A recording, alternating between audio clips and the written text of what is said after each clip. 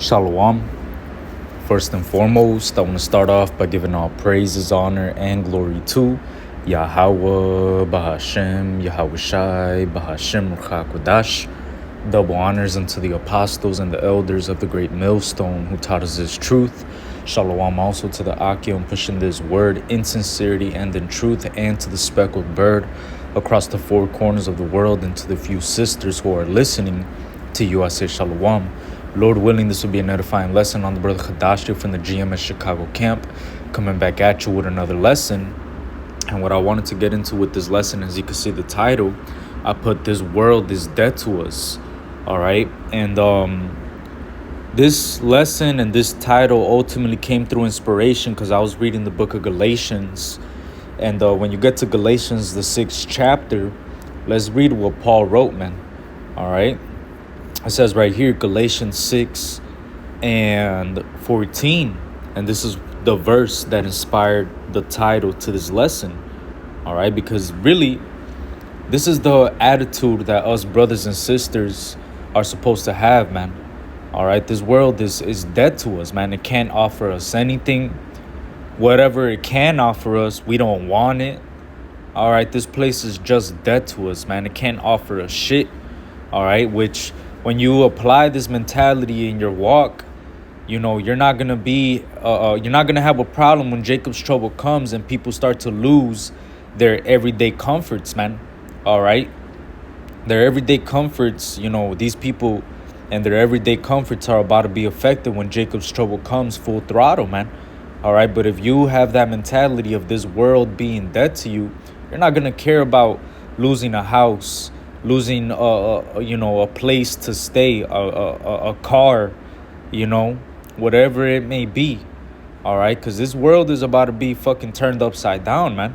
All right. Jacob's trouble is about to come. That great insurrection upon those that fear the Lord is about to come as well. All right. And knowing what's about to come, we should have that attitude of this world being dead to us, man. All right. So without further ado, let's get into the lesson. This is Galatians 6 and 14. It says, "But Yahweh forbid that I should glory save in the cross of our Lord Yahweh Shai HaMashiach, by whom the world is crucified unto me, and I unto the world." All right. And so through Yahweh Shai, all right, that's how ultimately this world becomes crucified unto us, man. All right. Because once you find out this truth, it tells you in the book of John 8 and 32, it says right here, John 8 and 32, "And ye shall know the truth, and the truth shall make you free." So once you find out this truth through Yahweh Shai, this world ultimately becomes crucified unto you, man. It becomes dead unto you. All right. You ultimately get freed from the shackles of this world through the truth, through Yahweh Shai, man. All right. But because before this, a lot of us were in that rat race, man. All right. It tells you right here in the book of Sirach 30 and or 31 and 1. It says, Sirach 31 and 1, "Watching for riches consumeth the flesh, and the care thereof," meaning the worry thereof, "driveth away sleep." All right. So when you were in the world, man, you were involved in the rat race, man. You were watching for riches. All right. A lot of Jakes have that mentality that they're going to become millionaires, that they're going to make it in the world, tap in, I got the plan. All right. But the truth of the matter is that once you come into this truth, man, all right, you become disenchanted with the world.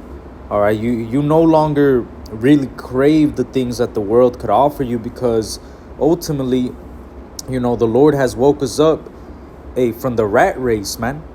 He's woken us up ultimately through the truth, and through the truth we've been set free, man. Free from the desires of the world, free from ultimately trying to make it in this world. All right. Watching for riches, ultimately those things consume the flesh, man.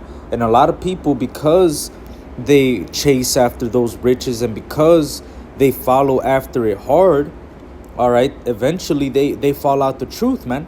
Because what happens is they get consumed with following after those riches, after, chasing the bag, so to speak.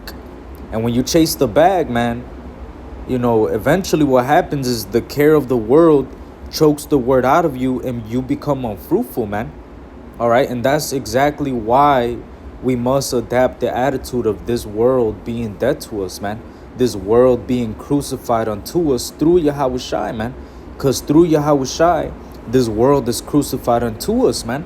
All right. Through Yahushai, we're able to let go of the things of the world, knowing that something far better is coming, man. Everlasting life, everlasting, you know, an everlasting kingdom, an incorruptible crown. All right, man, we're gonna have life everlasting, man. We're gonna be, Lord willing, if we be part of that number, we're gonna be delivered, man, out of the destruction that's about to come. All right, but the people that can't put off the world, all right, the people that ultimately, you know, they can't apply the attitude of this world being dead to them, all right, eventually what's gonna happen is that since they want to be rich so bad and they want to make it in the world so bad, they're going to fall out this truth and give up the hope of salvation, give up the truth, give up, you know, give up on Yahweh Bashem Yahushai and go back into the world. And ultimately that's going to result in their destruction, man. Because it says right here that 1 Timothy 6:9, but they that will be rich fall into temptation and the snare, meaning a trap, and into many foolish and hurtful lusts, which drown men in destruction and perdition.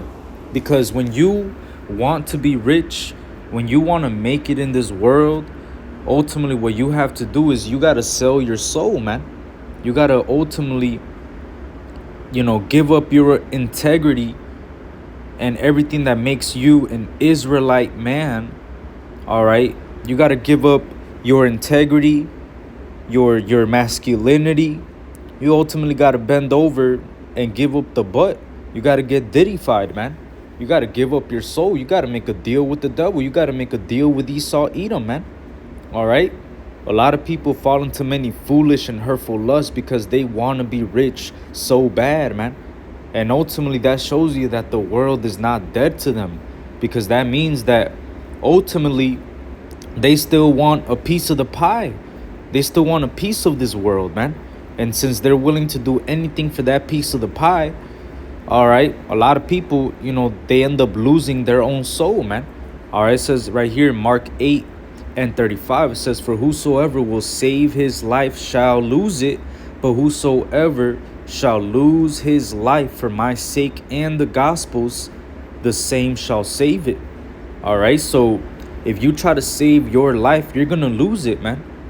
All right, you're trying to make it in this world. You're trying to be rich. You're trying to, you know, ultimately you're putting the Lord off to make it in the world, man.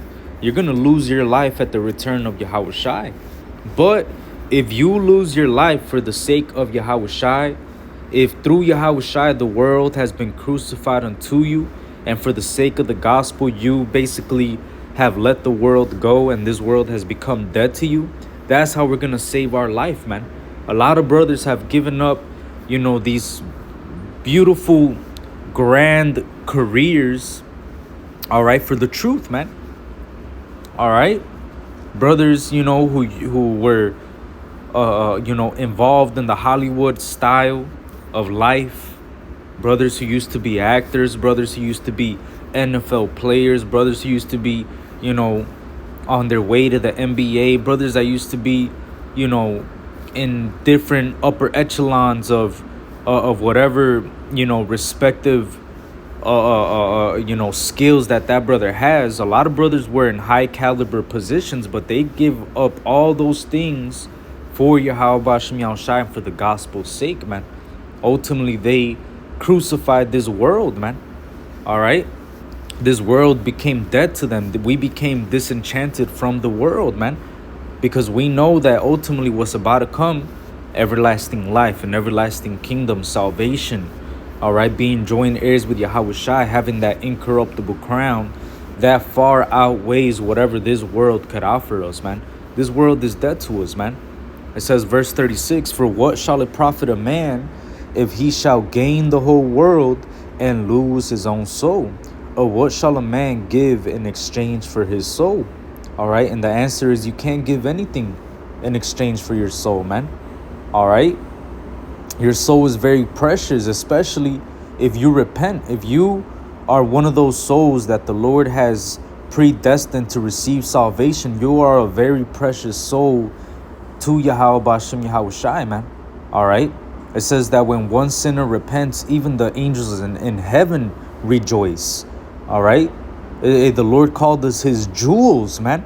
So you can't sell your soul, man. If you sell your soul for whatever you could get in this world, man, ultimately you're going to be destroyed at the coming of Yahweh Bashem Yahweh Shai, man. Because you basically gave up your integrity and this faith in the word, and you gave up on Yahweh Bashem Yahweh Shai to get a piece of the pie, you know, with Esau Edom. And what you don't realize is that this piece of the pie, this pie is rotten, man. This pie has been rotten, and it's about to get thrown away, man. All right, this world is about to be destroyed. All right, so what is it going to profit a man if he shall gain the whole world and lose his own soul? This world is about to be destroyed, man. Everything that you see in front of you, all right, the ways of this life, America as a whole, this place is about to be dissolved with fire, man. All right, and knowing that it's about to be dissolved with fire, what manner of persons are we supposed to be? How are we supposed to be moving right now, knowing that the Lord is on his way back? It says right here, 2 Peter 3:10, but the day of the Lord will come as a thief in the night, in the which the heavens shall pass away with a great noise, and the elements shall melt with fervent heat. The earth also and the works that are therein shall be burned up. So when the Lord comes back, when the Lord comes back is going to come as a thief in the night, man. All right, you never expect a thief breaking into your household, all right? It just happens. Well, when Yahweh Shai comes back, he's going to come back as a thief in the night when people least expect it, man. Because a lot of these people, since they're caught up with the world and the rat race and trying to make it in this place, all right, they're not really watching for the return of our Lord, man. All right, but us that are working out our salvation with fear and trembling, us who this world ultimately has become dead to us, we're watching for the return of who this world ignorantly calls Jesus Christ, man, which his real name is Yahweh Shai HaMashiach. All right, he's the anointed, the Messiah, and he's going to come to deliver his elect. All right, and when he comes, it says that the elements are going to melt with fervent heat. The earth also and the works that are therein shall be burnt up. So everything that you see right now, this life, this American lifestyle, all these buildings, these high-rise buildings from LA to the East Coast, all right, and the Midwest, this whole place is going to be burnt up, man. All right. This place is going to be literally a desert. All right. You're not going to be able to tell where Chicago was, where Texas was, all right, where California was, where Oregon was, where Seattle was. You're not going to be able to tell where the Mississippi River was. You're not going to be able to tell where Connecticut and Florida was. Everything is going to be destroyed, man. All right, the elements are going to melt with fervent heat. All right, so let me keep reading. It says, seeing then that all these things shall be dissolved, what manner of persons ought ye to be in all holy conversation and godliness? All right, so seeing that everything that we see as, in front of us, seeing that all these things are going to be dissolved by fire, what manner of person are you supposed to be, man? In all holy conversation and godliness, man. Your conduct and how we move right now is supposed to be separate from the world, man. All right, our conversation has to be on point. All right, we're supposed to be moving in the fear of the Lord as we wait for Yahweh Bashem Yahweh Shai, man, passing the time of our sojourning here in fear. It says right here, 1 Peter 1 and 15, it says, but as he which has called you is holy, so be ye holy in all manner of conversation, because it is written, be ye holy, for I am holy, which that word holy means to be separate, man. So our conversation is supposed to be separate from the world's. See, right now, this world and their conversation, their conduct, all right, it's all about chasing the bag. It's all about, giving up your integrity to make it in the world. It's all about, be going viral and doing something stupid on camera so you could be viral and become rich and have all these followers and have some sort of status in the world and a name. You want to make a name for yourself. But the truth of the matter is, you trying to make a name for yourself in America, you trying to make a name for yourself right now in Babylon the Great, and this world as we know it is going to result in your destruction, man. Because for you to make a name for yourself in this world, you have to do something to give up your integrity, man. You ultimately have to become part of the world. And once you become part of the world, look, man, after you found out this truth, if you go back to the world, like the scripture says, it would have been better for you not to have known the way of truth than to have received the holy commandment and you transgressed from it, man. You're like a dog that returned to his own vomit. Because here it is, we received the truth, and through the truth we've been set free. All right, the Lord has delivered us from that rat race. All right, this world has become dead to us through Yahushai. And you're gonna go back into the world after you escape the pollutions of the world? You're gonna be destroyed, bro. It's that simple, man. All right, this world, we have to ultimately, once it becomes dead to us, leave that shit dead, man. All right, once this world becomes dead to you through Yahushai, through Yahweh Bashem Yahushai, through this truth, leave it like that, man. Don't try to revive it. Don't try to go back to your old life. Don't know. Just let it be dead, man. All right. See, a lot of guys, they fall out the truth because they get disenchanted with the truth. But really, the deeper and deeper you get into this word, and the deeper and deeper you get into the truth and the prophecies and the promises of salvation and everything that's promised to our nation as a whole, all right, you really become disenchanted with the world, man. It shouldn't be the other way around. You should be getting disenchanted with the world, knowing that this world is dead to us and it can't offer us shit. And knowing that it can't offer us shit, what manner of conversation are we supposed to be moving in, man? In all holy conversation and godliness, a separate conduct than how these worldly people are moving, man.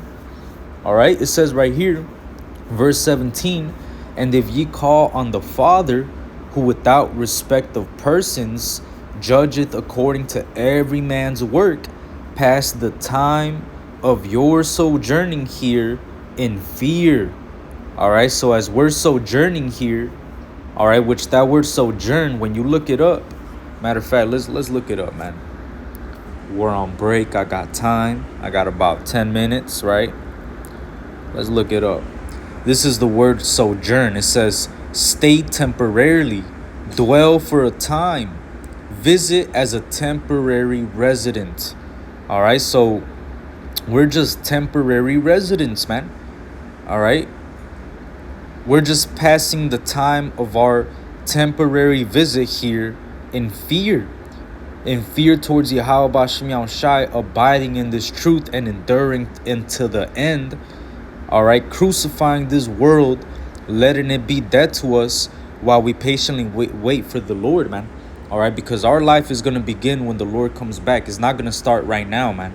All right, right now, we're crying unto Yahweh Bashem Yahushai to come deliver us and to destroy Babylon the Great. All right. So as we patiently wait for the Lord, this life as we know it, this life is not really our life, man. All right. We're just we're just passing through. This is a temporary visit.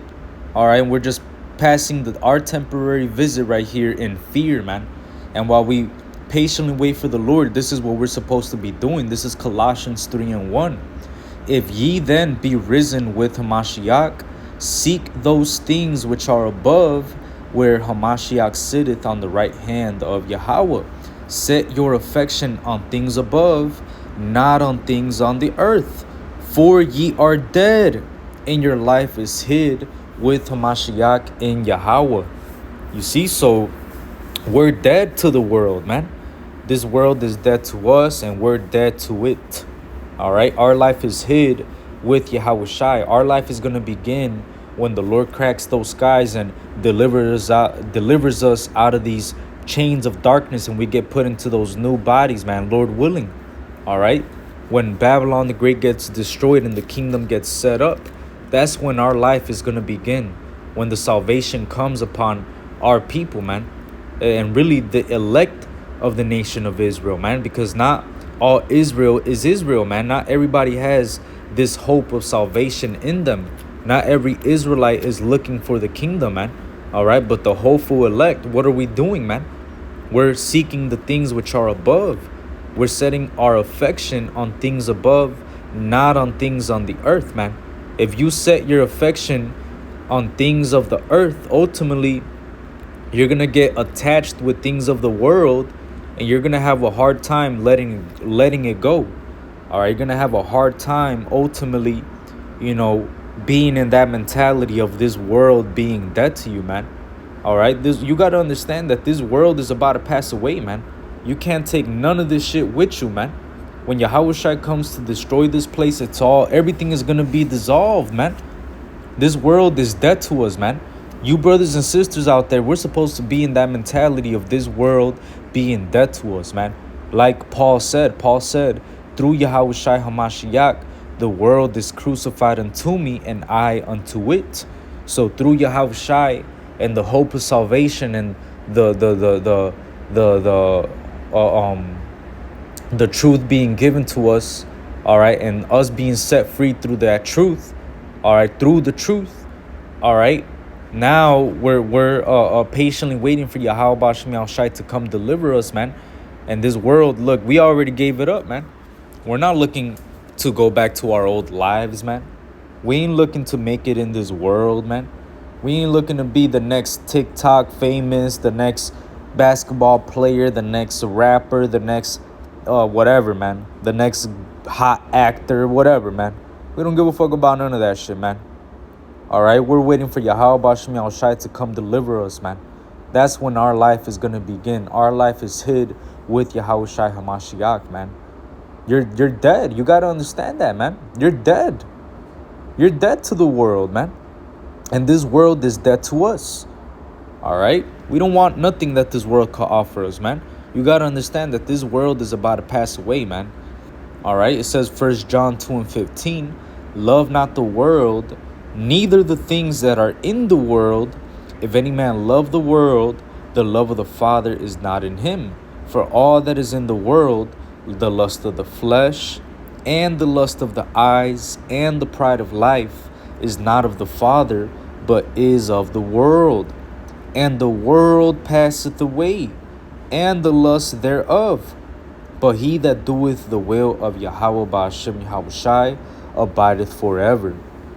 All right, so the only ones that are going to abide forever are the ones that are doing the will of Yahweh Ba'ashem Yahushai, man. The ones that endure unto the end and continue in this word, man. All right. How are you going to continue in this word if you're serving two masters? You cannot serve two masters because you're going to hate one and love the other, man.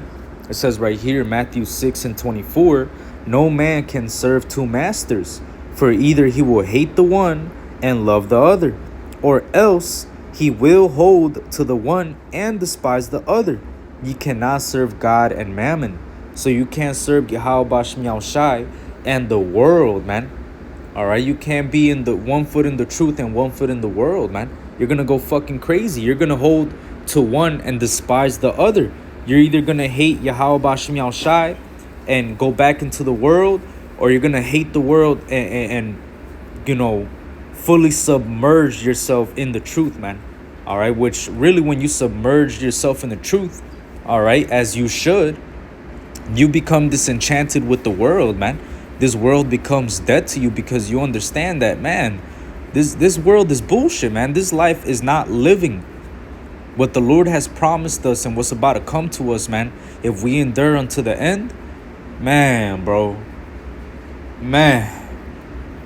Like it says in Isaiah 64:4, eye has not seen nor ear has heard what the Lord has prepared for them that wait upon him. What the Lord has waiting for us, Man, bro, it's not gonna compare to a little baby ass millionaire deal that you could get on this side, man. Whatever Esau Edom could offer you, that shit is not shit, man. Fuck that shit. Throw that shit in the trash. It ain't shit. All right. It's not worth it, man. All right. So love not the world, neither the things that are in the world, man. All right. The things of this world, they're about to pass away. The lust of the flesh, the lust of the eyes, and the pride of life. All those things are of the world, man, and they're about to pass away. All right. They're about to be destroyed at the coming of Yahushua. All right. This whole lifestyle, this American Babylonian lifestyle, this American dream bullshit that they keep pushing, all right, it's all going to be destroyed, man. All right, but the ones that do the will of Yahweh Bashem Yahushai are going to abide forever, man. All right, and that's ultimately why we got to abide in this truth, man.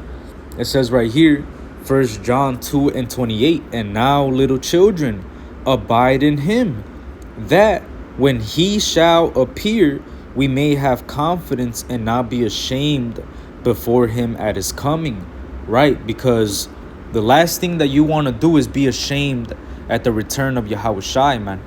If you're ashamed, that means that in some way, shape, or form, you were looking for things of the world. You never crucified the world, man. You were still trying to make it in this place in some way, shape, or form. And ultimately, this world was not dead to you, man. Because if you're ashamed of the return of Yahushua, that means that you were not, you were not working your salvation out with fear and trembling, man. You were not giving your diligence to make your calling and election sure.